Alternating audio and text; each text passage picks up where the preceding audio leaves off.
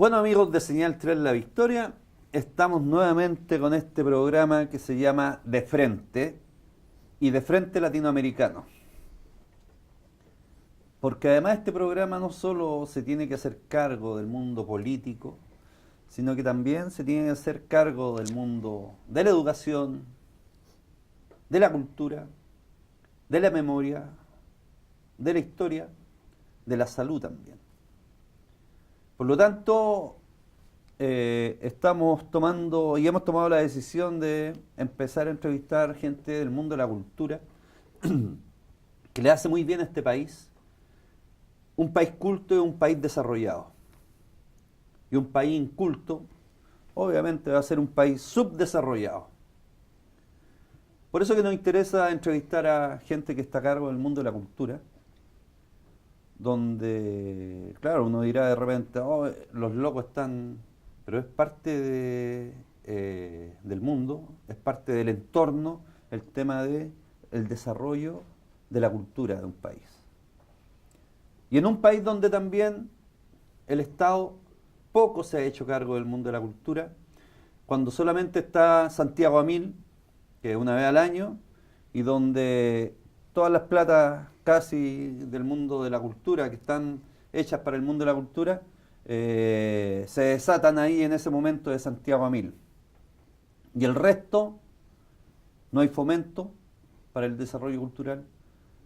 Las personas que están a cargo de la cultura además tienen que empezar a postular a los fondos si te querís vivir de eso.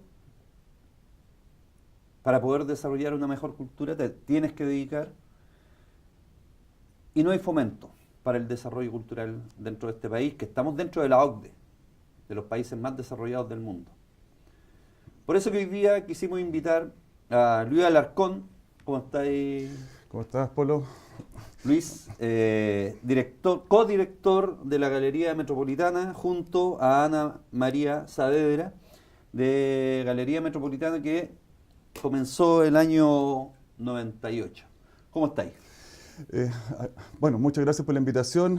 Un saludo aquí a los amigos que siguen a Señal 3 de la Victoria. Gracias por la invitación y bueno, agradecerle la posibilidad de compartir esta conversación que en este caso fundamentalmente tiene que ver con arte y cultura. Eso es lo que me interesa que podamos conversar ahora en lo que dura el programa.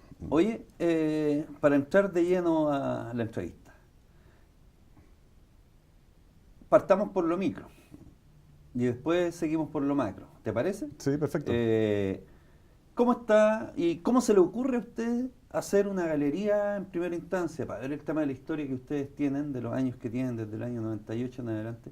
¿Cómo se le ocurre hacer una galería de arte en una comuna que es súper pobre y donde por lo menos el arte y la cultura es como una cuestión de locos? Bueno, es bastante larga la historia porque, bueno, Galería Metropolitana está cumpliendo 20 años, acaba de cumplir 20 años de vida. Tenemos edades parecidas con Señal 3 de la Victoria. El proyecto Galería Metropolitana tiene varios ejes, pero fundamentalmente son dos. Uno tiene que ver con un tema personal, en el sentido de que yo soy vecino criado en la comuna. A eso se suma Ana María, que es de Concepción y que llegó, bueno, nos constituimos en pareja y esa es como la base del proyecto. Y quisimos como levantar un lugar, un espacio artístico-cultural en la comuna, todo esto inspirado un poco en los aires de la transición, de la llegada de la vuelta a la democracia, y queríamos hacer un aporte a la democratización del arte y la cultura. Y en ese momento como que vimos que el lugar más apropiado para poder hacerlo, el más viable, operativo, era nuestra propia casa.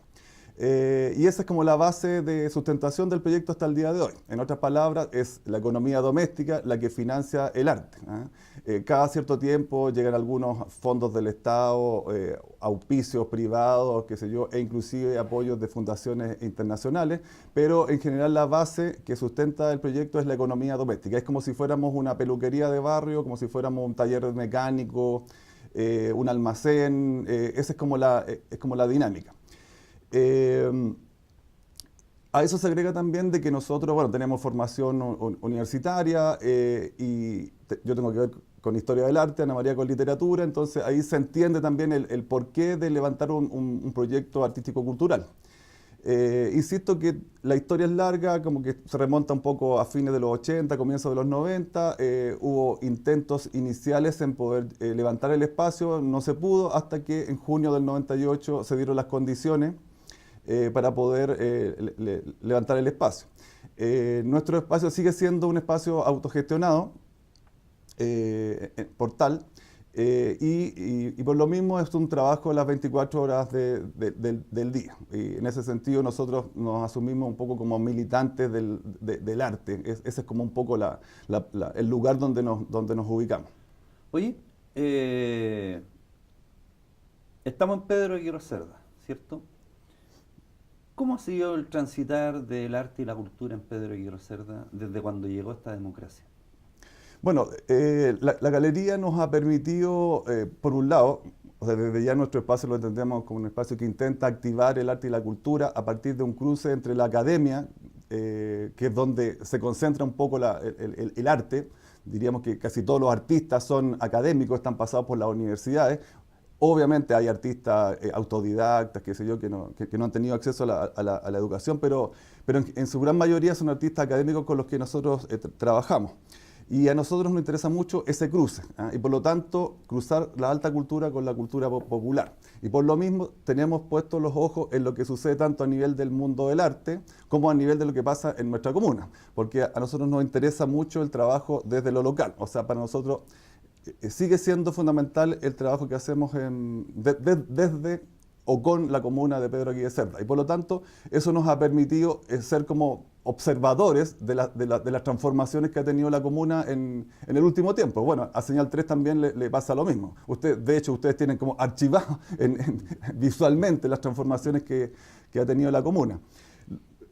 Podríamos sintetizar de que la comuna es pobre en términos económicos, pero es rica a nivel de la gente que existe que existe en la comuna. Hay mucho trabajo de autogestión, hay muchos grupos culturales de distinto orden. Se mantiene todavía ese interés por juntarse, por organizarse. Eso se ve a nivel de los clubes deportivos, de las juntas de vecinos, que en el último tiempo como que se han medianamente reactivado. Aún así, igual sigue siendo difícil juntarse, porque como que el modelo, como que lo que pretende es que estemos disgregados, atomizados. Pero lo interesante es que en Pedro Aguirre Cerda todavía hay una dinámica como de organizarse. Hay muchos artistas, hay mucha gente valiosa en la comuna, hay profesionales que han ido apareciendo en el último tiempo. Hace 20 años atrás no teníamos artistas pasados por la universidad que hubiesen estudiado arte. 20 años después hay vecinos de la comuna que han estudiado arte en universidades, Universidad de Chile, Universidad Andrés Bello. Distintas universidades. Claro. Hemos observado también las dinámicas a nivel de lo que hace el municipio. El municipio. ¿Y qué tal la pega que han hecho desde el año 90 hasta hoy día el municipio? Y los distintos alcaldes que han pasado por ahí. Los distintos municipios en general, bueno, los municipios iniciales como que desgraciadamente no hicieron un trabajo eficiente en relación a la cultura, como que no era tema.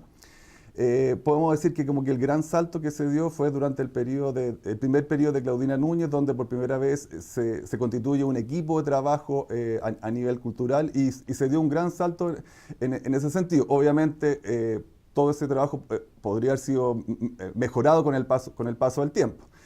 Podemos decir que eso tal vez no ocurrió, pero ahí tal vez entramos como al terreno como de la política y tal vez ahí el error fundamental, y que tal vez no tiene que ver solamente con el Departamento de Cultura, sino que con todo el municipio. Por las políticas. Por las políticas municipales, en el sentido que el municipio se cerró sobre sí mismo y no hizo el trabajo de vincularse con los distintos grupos culturales y activar una suerte de red o de alianza de trabajo municipio con las bases sociales y culturales, que es un poco lo que uno puede observar en Recoleta, donde Jadwe es capaz de trabajar hasta con sus contrincantes ideológicos, pero que él es capaz de reconocerles el trabajo que hacen de activación social o cultural. Y de hecho, hasta los ayuda financieramente. No conozco tanto detalle, pero a nosotros nos ha tocado trabajar en Recoleta y algo hemos podido observar. Pero aún así, rescatar ese salto cualitativo que se dio en ese momento, donde se constituyó un departamento de cultura, donde, no sé, se organizaron grandes eventos en la comuna, recitales, la fonda municipal que de hecho la echamos de menos en la actualidad. Nosotros íbamos con nuestra familia a esa fonda municipal ahí en el estadio municipal, que era una fonda desde ya gratuita, donde los stands estaban constituidos por los distintos grupos sociales y culturales de la comuna, como que ahí los fondos iban a parar a las organizaciones sociales, y uno la echa de menos ahora, porque no se hace. Pero aún así, como que yo creo que la falla sistémica ahí fue no vincularse y no armar alianzas de trabajo con las bases. ¿Por qué? Bueno, es una pregunta política que también uno podía desplazarla a nivel de por qué también ese municipio no trabajó no vinculó a los profesionales también, que hay muchos en la comuna que han ido apareciendo en el tiempo. Bueno, son problemas políticos.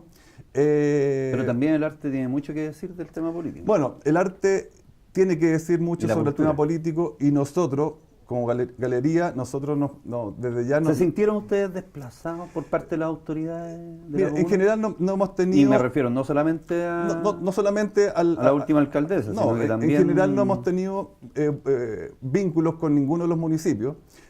¿Y por qué hoy en esa manera? En general, tal vez inicialmente porque esos municipios iniciales, llámese Margarita Pizarro, llámese Juan Saavedra, como que no hicieron un trabajo acorde a la comuna. Y por lo tanto no hubo un trabajo con nadie, o con pequeños espacios, pero como que no hubo un trabajo de vínculo con la comunidad activa en términos artístico-culturales. Y por lo tanto no fuimos los únicos afectados, ¿no? Después, claro, uno podría haber nosotros echamos de menos, obviamente, un mayor vínculo con el municipio que lideró Claudina. No se dieron las condiciones, habría que preguntarles a ellos por qué no hicieron el trabajo de vincularse con los distintos grupos, o solamente con algunos.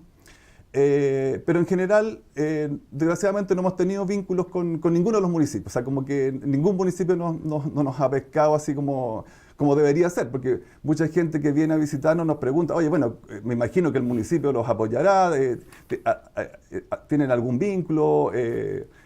Y nosotros lo hemos intentado. En múltiples ocasiones les hemos hecho propuestas, hemos desarrollado algunas acciones, pero han sido bien esporádicas y no con la intermitente y nula. Casi nula. Entonces, bueno, aún así nosotros seguimos trabajando, haciendo nuestro trabajo de manera autónoma, sin depender del municipio. Pero no será, viéndolo desde el punto de vista político y social, que a estos municipios no les interesa que haya un mayor desarrollo cultural, porque el desarrollo cultural permite el enriquecimiento personal y social de las comunidades. Yo creo, bueno, algo ideológicamente perverso. Puede ser, o sea, puede que haya algo yo creo que fundamentalmente cerrazón ideológica, en el sentido de no entender de que hay otras maneras de entender y de practicar el arte y la cultura, y tal vez ha habido como cerrarse sobre sí mismo, que es lo más obvio. Cerrarse sobre ciertas dinámicas, sobre ciertas manifestaciones artísticas y no abrirse a otras posibilidades. Bueno, un poco porque nosotros en la galería hacemos arte contemporáneo, que es una rareza, una anomalía. Así partió el año 98. Era bien raro todo lo que hacíamos ahí, pero obviamente con el paso del tiempo han habido transformaciones culturales que permiten de que lo que hacemos nosotros ahora ya no sea tan raro y que de hecho se haya expandido también. No es menor que ahora aquí en la comuna vecina de Cerrillos tengamos ahora un Centro Nacional de Arte Contemporáneo, que de alguna manera recoge la idea como descentralizar el arte contemporáneo, un poco como lo hicimos nosotros 20 años antes. Desde el centro de Santiago, que todo va hacia Santiago y hacia entonces, el centro de la es muy interesante esta decisión política del Estado de Chile de generar un espacio descentralizado en Cerrillos y activar una comuna pequeña como esa, pero que con el objetivo de que se convierta como en un espacio que irradie cultura a las comunas aledañas. ¿Y por qué no lo hizo con ustedes, el Estado? Bueno, son preguntas políticas también. Nosotros somos el Estado prefirió no apoyar grupos culturales que ya existían y decidió optar por el camino de habilitar un nuevo espacio. El dato es que existía este lugar, las oficinas como centrales del ex aeropuerto de Cerrillo, Sí, y estaban abandonadas. Entonces, no sé, el Ministerio de la Cultura o Consejo de la Cultura en ese momento tuvo la oportunidad de hacerse cargo del edificio, bueno, y apostó por hacerse cargo. Y yo creo que hay que aplaudir esa decisión. Pero claro, uno podría decir por qué el Estado no ha apoyado con subvenciones o con fomento, así como lo hace con ciertos socios estratégicos. Tú mismo mencionabas el Festival Santiago Gamil, que es como un socio estratégico del Estado desde hace harto tiempo, y claro, es un socio estratégico grande, y tal vez por ahí el Estado dice, bueno, en realidad el teatro es de alto impacto, qué sé yo, ¿qué me voy a meter yo con un grupo pequeño en una comuna? O sea, como que tal vez nosotros no existimos para el Estado. Nadie. Lo que es un error, ¿ya? Lo que es un error, porque el Estado tendría que ser capaz de entender la dinámica y la importancia que pueden tener los espacios más allá del tamaño que puedan tener. Y por lo tanto debería haber una dinámica más equilibrada en ese sentido. Pero a lo mejor también al Estado no le interesa que la cultura se haga desde la base social hacia arriba, sino que la pirámide, desde arriba hacia abajo. Sí, puede ser. Porque es peligroso que los sectores populares, y lo estoy viendo desde el punto político, la gente piense a través del arte, se enriquezca culturalmente a través de la cultura. Por lo tanto, es peligroso pensar, amigos. Claro. Bueno, pero pasa que si uno piensa en lo que ha hecho el Estado desde el año 90 en adelante, y en especial el 2003, cuando se inaugura el Consejo de la Cultura, podríamos decir que, o sea, diríamos que por lo menos nosotros estamos a favor de que exista un Ministerio de las Culturas. Obviamente. Porque obviamente son políticas que el Estado aplica en relación al fomento del arte y la cultura. Ahora el problema es cómo las aplica y cuál es la lógica de esas políticas. Aún así yo creo que el Estado ha desarrollado acciones que han ido en el buen sentido. Por ejemplo, la política de generar infraestructuras culturales a nivel de todo el país. Pedro Guillermo no tenía una casa de la cultura. Pero no serán elefantes blancos. Ahora la tiene. Ese es otro problema, cuando el Estado invierte en infraestructura y después no dota a esas infraestructuras de personal especializado y de recursos, los recursos básicos para poder activar esos lugares, y le deja ahí la pega a los municipios, que es un poco lo que ha pasado con la Casa de la Cultura acá de Pedro Aguirre Cerda, pero aún así, o sea, es mejor tener esa Casa de la Cultura que no tener nada. Entonces, en relación a esto, ¿qué le hace falta a esta comuna en términos de cultura y de arte? Bueno, yo creo que o sea, es muy importante que el municipio tenga un departamento de cultura con un equipo de especialistas, y donde hayan representación de especialistas de la comuna, que de hecho los hay uno podría invitar a personas de la comuna a constituir como un equipo. Más allá de que estén contratados o no, o sea, se podría constituir como un consejo consultivo, un consejo ahí de especialistas que podrían ir a aportar con ideas. O sea, ahí estamos hablando de la performance de gestión del Departamento de Cultura. ¿Tú sabes cuánto gasta el municipio en cultura? No tengo la cifra exacta, así que no sé, pero creo que no es tanto dinero como debería ser. ¿Y cuánto debería ser el gasto municipal en cultura?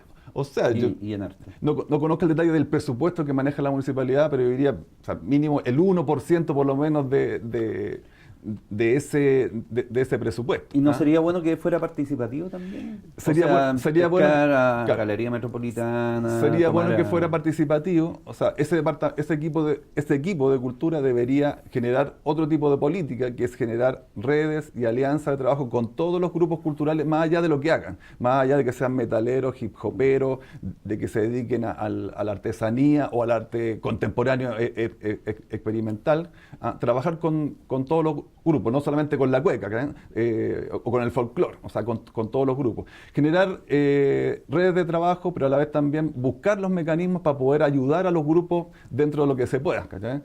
Sabemos que los recursos son escasos acá, pero por último se reparte el chanchito entre todos los grupos que existen acá, y eso como que no ocurra. Pero en este caso, más allá de los recursos, lo más interesante para nosotros es juntar a la gente, crear una red de trabajo, pensar de manera colectiva en términos culturales la comuna. ¿Y por qué no se ha hecho, en el sentido supongamos, juntando Galería Metropolitana, juntando otros colectivos de arte y cultura? Claro. ¿Por qué no se ha hecho? Han habido algunas instancias de constitución como de consejos o coordinadores culturales, ¿cachai? Algunos propiciados por el mismo municipio, otros generados por las mismas bases artístico-culturales de la comuna, que desgraciadamente no han tenido proyección en el tiempo. Pero insisto, es una idea que se puede recuperar. Esto pensando en las próximas elecciones. Esperemos que hayan candidatos que consideren el arte y la cultura como fundamental para el desarrollo y progreso de la comuna, que no solamente piensen en edificios en edificios de 21 pisos en la comuna. Esa no es la manera de pensar el desarrollo de la comuna. Teniendo ese ejercicio de crear como un consejo cultural que permita pensar la comuna en términos culturales, van a surgir muchas ideas de cómo proyectar esta comuna. Esta comuna podría tener un festival de cine, podría tener una bienal de arte, podría tener una feria artesanal, o sea, algún evento grande que convoque a toda la comunidad, que venga gente de otras comunas a ver lo que sucede acá. Hasta de otros países. Hasta de otros países. Un poco lo que sucede en la galería. La galería es capaz de convocar, por algo el lugar se ha proyectado dentro de la escena artística y cultural chilena y también internacional, porque por el trabajo que se hace ahí, pero también por la política del lugar, de puertas abiertas, a vincularse con gente de distintos estratos sociales, con gente con distintas formaciones educacionales, con puertas abiertas también a los extranjeros que puedan venir a colaborar con nosotros. Oye, entonces, ¿cómo las organizaciones enfrentan las políticas de los distintos gobiernos? Claro, porque ayer nos enfrentábamos a las políticas, no sé si con más políticas culturales o con menos políticas culturales, el gobierno de Bachelet. Hoy día volvemos a estar en un gobierno de Piñera que está quitando recursos por un déficit, echando a una cantidad de empleados públicos también por temas de déficit, pero sin embargo hay ministros que piden crédito a Corfo y que piden otras cosas. ¿Cuánto debería invertir el país, además, en el tema cultural? ¿Cuánto, no sé si tú tenés cifras del Producto Interno Bruto que se gasta a nivel país? No tengo los datos actualizados, pero obviamente, idealmente el 1% del PIB, e inclusive más allá de eso, sería como una cifra ideal. Y podemos decir que en el transcurso del tiempo, en general, el presupuesto para la cultura había ido como en un aumento como generalizado. Y el dato duro es ahora, con la noticia que nos encontramos, de que hay anuncios de recorte presupuestario y bastante grandes que están afectando, por lo menos lo que se sabe públicamente en estos momentos, que van a afectar a instituciones importantes y que han tenido proyección en el tiempo. ¿Cómo quiénes? Como Balmaceda C15, que es un proyecto ligado al Estado, pero que absolutamente probado y de alta efectividad, ¿verdad? Con sedes en regiones, que que hace talleres artísticos para jóvenes, o sea, un proyecto absolutamente probado. Es un despropósito brutal quitarle financiamiento. El mismo Museo de Arte Precolombino, que está dentro del paquete de instituciones culturales que va a ser afectado, hace poco acaba de salir en un ranking mundial como uno de los museos más importantes no sé si del mundo o de Sudamérica. O sea, un despropósito absoluto. El Museo Violeta Parra, que también está dentro del paquete, que es un museo que costó un mundo poder levantar. O sea, la familia Parra puede dar testimonio de todo el sufrimiento que tuvieron que vivir. Ahí poco menos que con el Museo Acuesta, con Violeta Parra. Imagínate lo que significa Violeta Parra, o sea, que como una madre totémica de la cultura nacional. Pero sin embargo, el presidente se gasta más de 8 millones de pesos en un televisor de una cantidad estratosférica de pulgadas.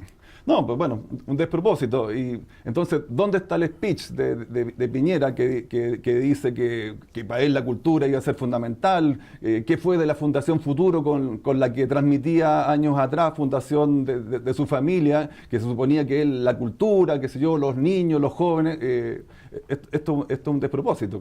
O sea, yo le preguntaría a todo ese mundo del arte y la cultura que votó, que apoyó a Piñera, o sea, que se pronuncien. No sé, que diga algo Gonzalo Cienfuegos, o Benito Rojo, Isabela Ninat, o el mismo Luciano Cruzco, que ex ministro de Cultura de Piñera 1, que diga algo en relación a esto. O la misma ex ministra Alejandra Pérez, que ya sabemos que estuvo bastante poco tiempo en el cargo, pero al parecer todo indica que ella fue la encargada de generar el presupuesto para el año 2019, por eso de eso estamos hablando, donde están estos recortes extremos y absolutamente sin sentido. O sea, les pediría que digan algo. Oye, entonces, viendo todo ese recorte de presupuesto, ¿querrá decir que a un gobierno de derecha no le interesa el desarrollo del arte y la cultura en el país?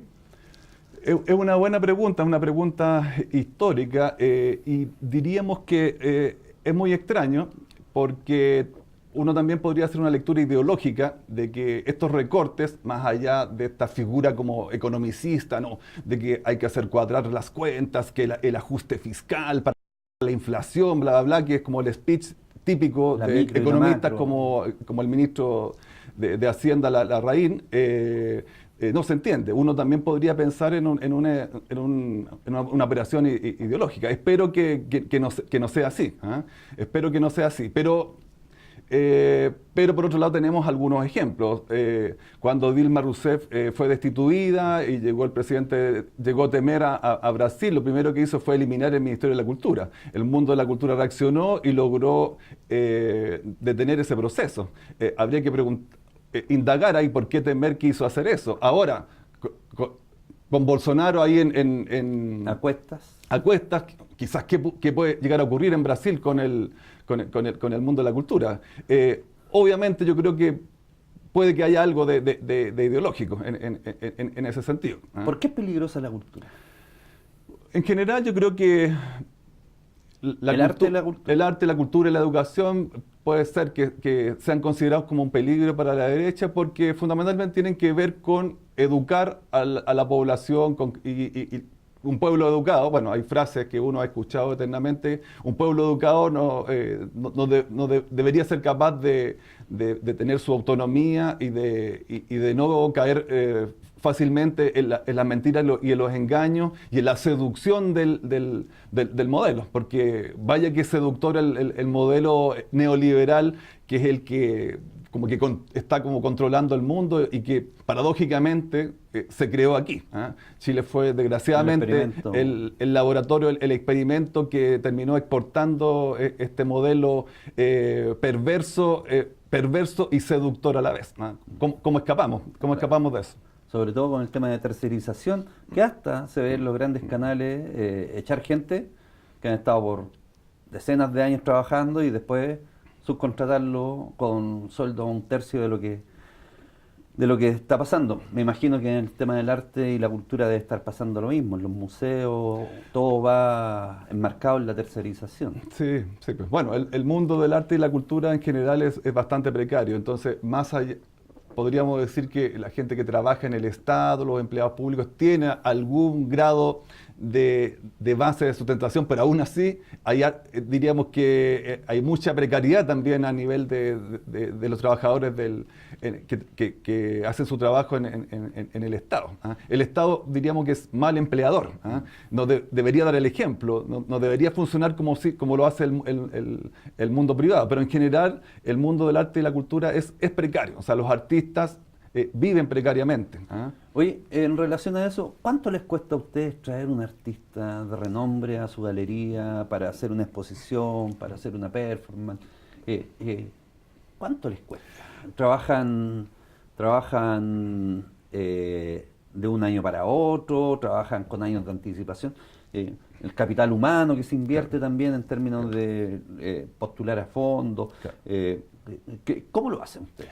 Bueno, nuestra dinámica es la dinámica de un espacio gestionado. O sea, la economía doméstica es la base, pero obviamente lo que hacemos nosotros es fundamentalmente realizar, buscar aliados, generar alianzas de trabajo con distintos grupos. ¿Cuesta o no? A partir de cada proyecto en específico, porque tal como tú preguntas, nosotros organizamos nuestro programa anualmente. Entonces tenemos como un programa de exposiciones y otras actividades complementarias para el año. Tampoco es tan estructurado, porque acuérdense que nosotros somos una organización precaria e semi-informal. ¿Ah? Por lo tanto, no tenemos tan programado como si lo tiene el Museo de Arte Contemporáneo, claro, o el Museo de Artes Visuales, claro, o la Galería Gabriela Mistral, que pertenece al Estado.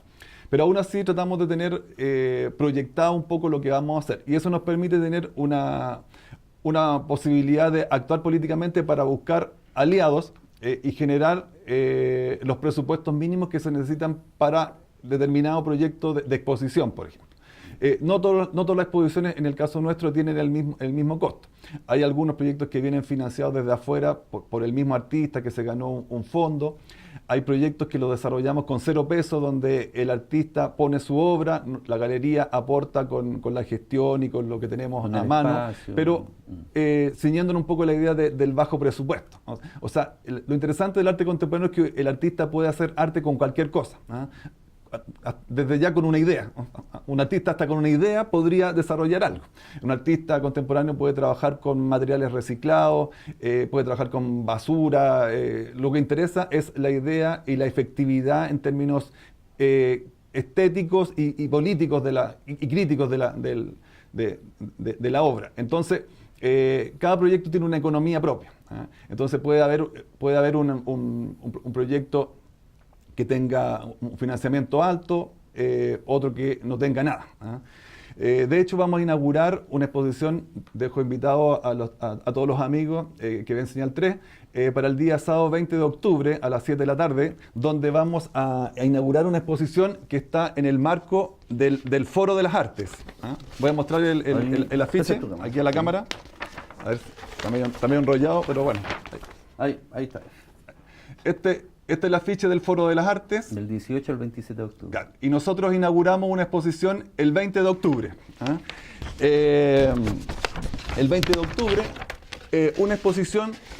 Bueno, explicar qué es lo que es el Foro de las Artes. El Foro de las Artes es una actividad como interna de la Universidad de Chile que intenta generar como un diálogo entre académicos, alumnos, pero también en vínculos con la comunidad. ¿Ah? Entonces hay, bueno, lo típico de un encuentro de este tipo, hay lanzamientos de libros, conversatorios, charlas, conferencias, qué sé yo.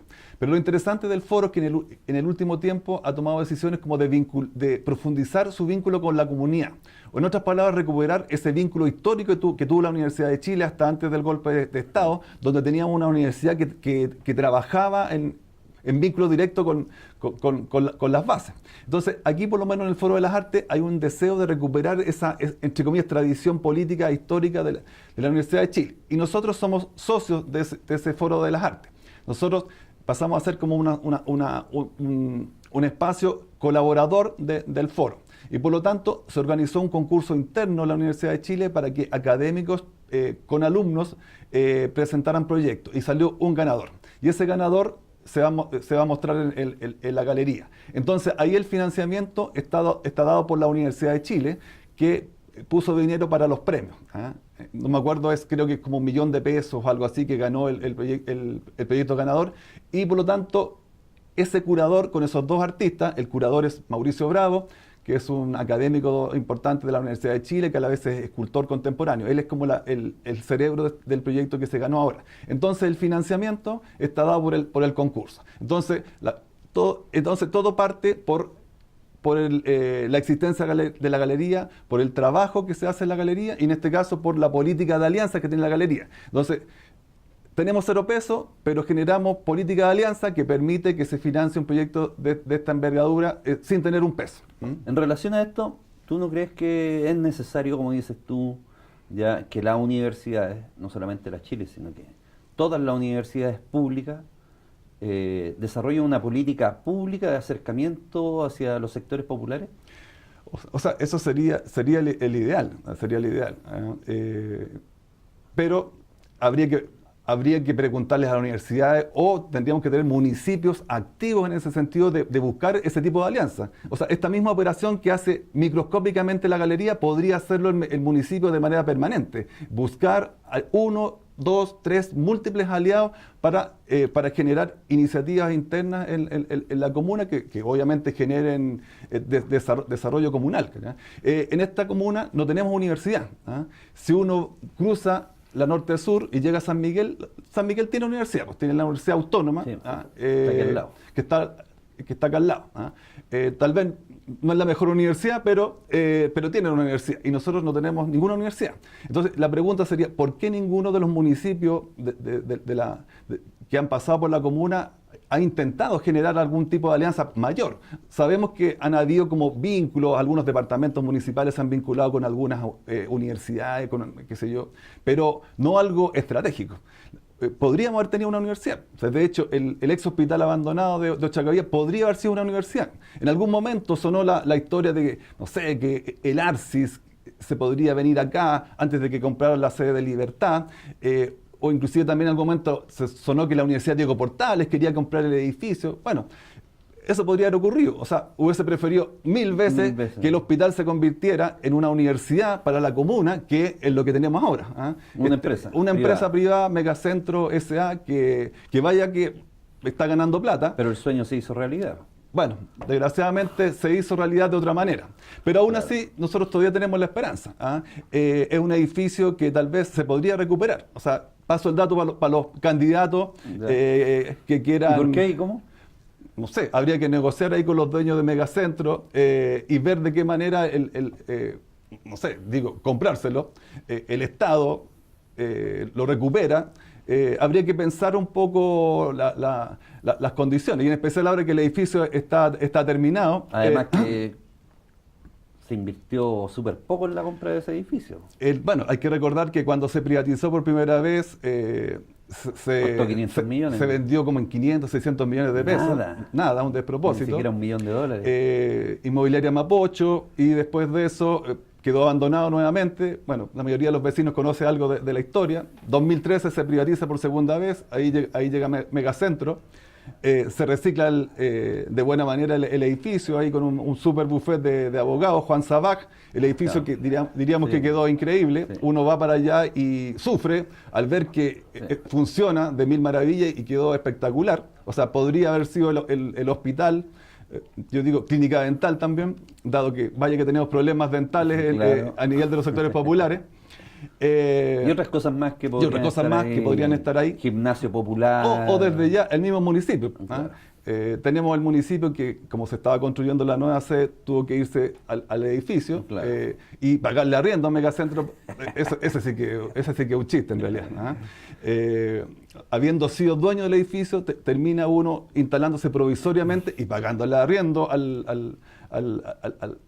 Megacentro. Algo raro. Bueno, pero la cosa es que yo creo que todavía tengo esperanza de que de que algo pueda llegar a ocurrir es bastante utópico, pero no, en pensar no hay engaño. Y se podrían tomar unos abogados expertos en el tema que se podría recuperar el edificio. Y para que este mismo edificio, que en el último tiempo se ha convertido también en locación publicitaria, se han grabado un montón de spots publicitarios de alto presupuesto. Estamos hablando de multitiendas, de retail, Johnson, Paz Bascuñán, han circulado un montón de personajes por la azotea del edificio, y obviamente tienen que haber pagado bastante bien por ocupar el lugar. Si el edificio fuera nuestro, de la comuna, obviamente esos recursos vendrían para la comuna. Ahora se van a los bolsillos de la empresa privada. De la empresa privada. O de quizás quién. Bueno, y ya que estamos hablando del hospital, bueno, ahí está la explanada, que se supone que el acuerdo era crear como una plaza ciudadana, que hasta el momento, si no es por los amigos del circo, que bienvenidos, claro, que llegan a la comuna, porque es maravilloso ir a ver al Circo Timoteo, claro, o a los Maluenda, ahí sí, espectacular. Si no fuera por los circos, el lugar seguiría siendo como estacionamiento de megacentro y como patio trasero ahí de nuestra querida escuela mexicana, que todavía sigue funcionando ahí en los contenedores. O sea, yo hubiera preferido, o a lo mejor no una plaza ciudadana, porque tenemos 2 parques, tal vez un centro de arte y cultura. Podría ser. Lo interesante es que se generan ideas, y esas ideas tienen que ser el resultado de una masa colectiva. ¿No? O sea, el colectivo de Pedro Aguirre Cerda es el que tiene que aparecer en algún momento.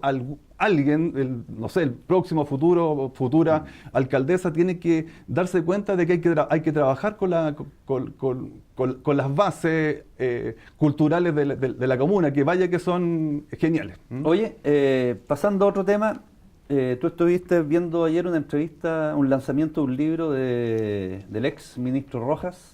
¿Y qué te pareció ese lanzamiento? Tan corto, en corto tiempo, o sea, un par de meses, ya saca un libro de lo que le pasó. Bueno,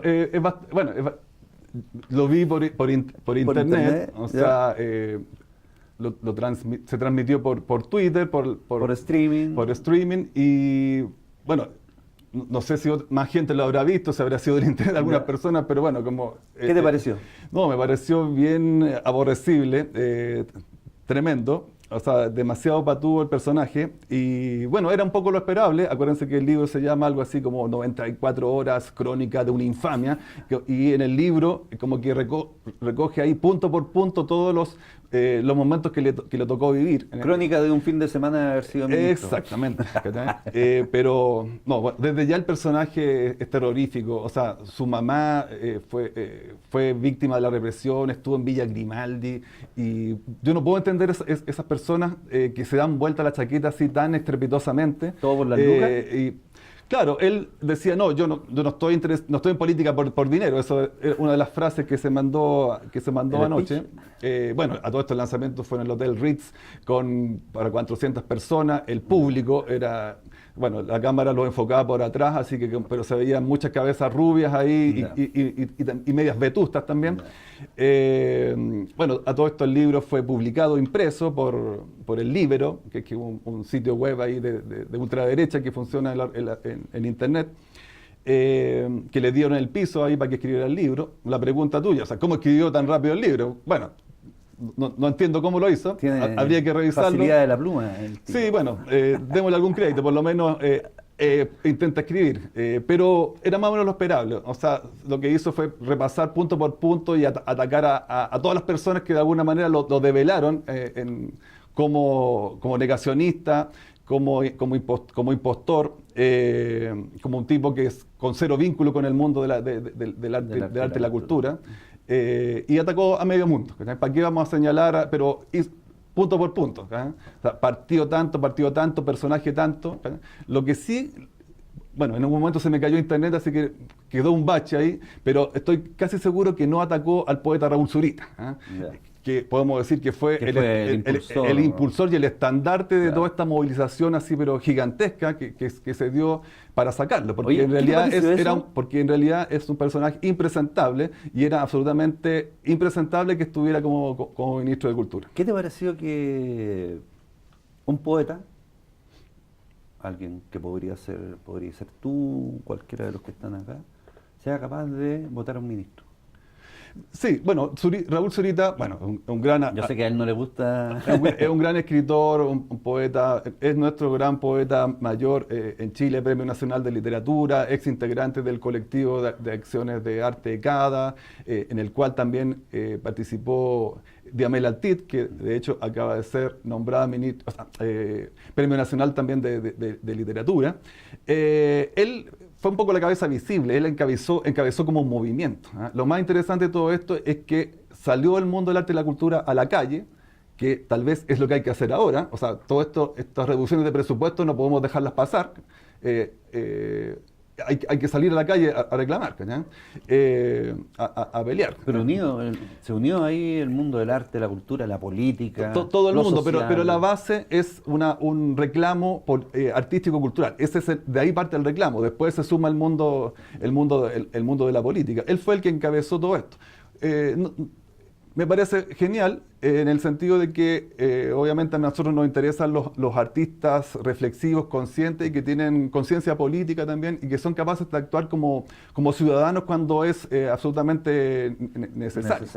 Y me parece genial que nuevamente un poeta aparezca ahí en la palestra, un poco rememorando el papel de Pablo Neruda en algún momento. Hay que recordar que Pablo Neruda, que fue senador, bueno, combinó el arte y la cultura con la política de manera permanente, llegó a ser precandidato de la República a fines de los 60. ¿Ya? Disputó ahí con Salvador Allende el cargo de candidato. ¿Ah? Entonces, genial que eso haya ocurrido. Oye, para ir terminando la entrevista, por favor te pido que a esta cámara que está acá, por favor, te dirijas, le envíe un mensaje a la gente con respecto al arte y la cultura y qué necesita Chile para un mejor desarrollo en el arte y la cultura. Oye, es una pregunta un poco grande.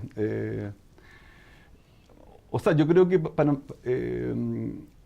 en relación a la comuna, o sea, bueno, la comuna, o sea, aquí hay un material humano, sí, pero genial, que hay que trabajar con él, que hay que activarlo. Esta comuna tiene historia política, tiene historia cultural que hay que proyectar. Hay que buscar los mecanismos de cómo hacerlo. Por ejemplo, crear un festival, una bienal, un encuentro que sea representativo de la comuna y que nos aglutine a todos. Hay que terminar el Parque André Yarlán, que hay una etapa que está inconclusa, que no se sabe bien qué va a pasar. ¿Ya? Bueno, resultado ahí de la política entre el municipio y el Serviu que se han peloteado ahí qué hacer con él.